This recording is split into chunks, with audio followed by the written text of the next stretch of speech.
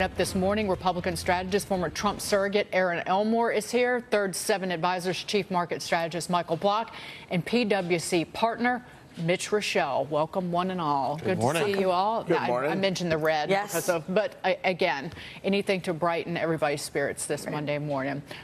Require documentation out of the wazoo from a psychiatrist. You have to have a letter from a psychiatrist. That animal can sit in your lap. But sit in your lap, but Right. the miniature horse was sitting in front of those people. And the Erin, what were you Shetlands gonna are say? still heavy. Your dog is toilet, well, is potty trained or whatever you call it for a dog. Miniature horses, to the best of my knowledge, don't have that luxury of. So what happens when they have to go to the bathroom? Unless they're wearing a diaper. I imagine they have extensive training. You know, competitive taxes, pro some regulatory reform, and that has helped the economy. Diamond also said that he was speaking out of frustration. He's got no plans to run for president, Dagan. And those are your headlines. Thank you so much, Cheryl. Erin, people criticize the president for being blunt and speaking his mind and using saucy language. Well, look who is blunt and uses some saucy language too, and that is Jamie Dimon. That's true, but he couldn't beat Trump. I tell you that much. There's no one like President Trump. He connected with a certain demographic of the American population, felt that they had no voice, and no one ever talked directly to them, and that's how Trump won this election. Well, but do you think that because again, it does seem very interesting that somebody from the business community would come out, because again, nobody thought that President Trump could come out, win the nomination, and then win the presidency as a businessman and not a career politician. But it does seem like there is, because of President Trump, there's a lot more room for that. He's like the Uber of politicians. He's a disruptor. He's the ultimate disruptor. He really shifted the paradigm and tore it up and threw it in the trash. I think that's an insult to the president to compare him with Uber. Just like a disruptor. He's a disruptor of any industry. You know, he disrupted the business of politics. Let me roll news from Facebook. If Facebook is slanting the news toward a particular ideology, candidate, party, that's a campaign contribution. If Google is protecting certain searches that favor the left, that could be construed as a campaign contribution. And in this case, an unreported, undisclosed, illegal campaign contribution.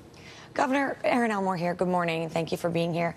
What can the average American using the internet and using Google and using Twitter do to avoid being a victim of this bias? I know I switched my search engine for a while, and it just wasn't as efficient. Google really does work the best. What are we to do? Is there a solution? Well, I mean, what you did is about all we can do at this point.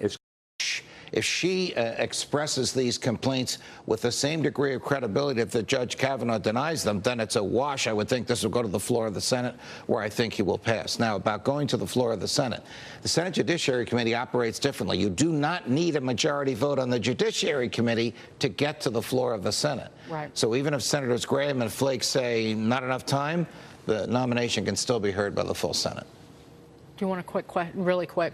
Well, what if, in fact, she is a Democrat? We know that's been circulated out there. What impact will that have on all of this? I can't answer that until I actually hear her testify and hear her being cross-examined and decide how credible she is. And if there's no police report, which there wasn't, sorry. No, but any chance that they pull the nomination?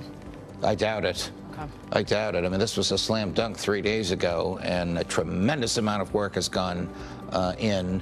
And Judge Kavanaugh, aside from this, whether it's true or not, is profoundly qualified. To the new developments on the allegations against Supreme Court nominee Brett Kavanaugh on this. I want to take it to you first, Erin. Based on what we've heard, it is fair, and I'm getting this from a lot of the viewers online, on social media, on Twitter as well. It is fair to question the timing of this. With Senator Dianne Feinstein, who released this statement last week, she knew about it in July. Why is all of this happening now? Right, and he testified for 36 hours, and she didn't think to bring this up during that testimony. This was in the early 1980s. It's now 2018. She was 15 years old. She's now 51.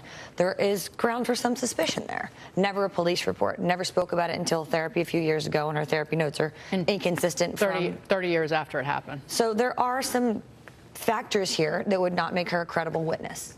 But if we were in a court of law. Mitch, just what do you make of this? Because if the accuser testifies in front of the Senate Judiciary Committee publicly, Again, it's about appearances, and these senators are going to have to be careful about how they treat in the vote. It remains to be seen what Chuck Grassley does on judiciary as with the vote scheduled for later this week. If there's any delay, it gets pushed closer and closer to the midterms, and so there is politics at play in all of this. That's what everyone really should keep in mind, because this is all about politics. And the real question is, why now? Why didn't this come out earlier?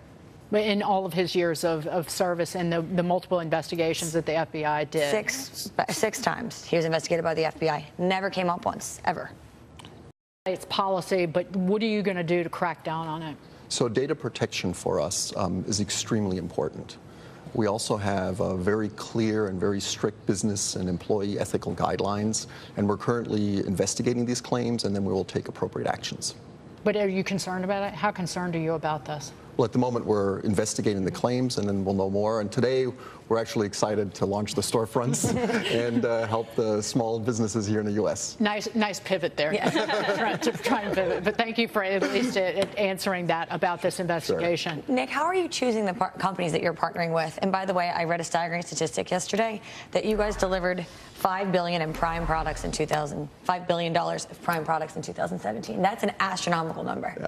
So the criteria for the Amazon storefronts are U.S.-based small and medium-sized businesses.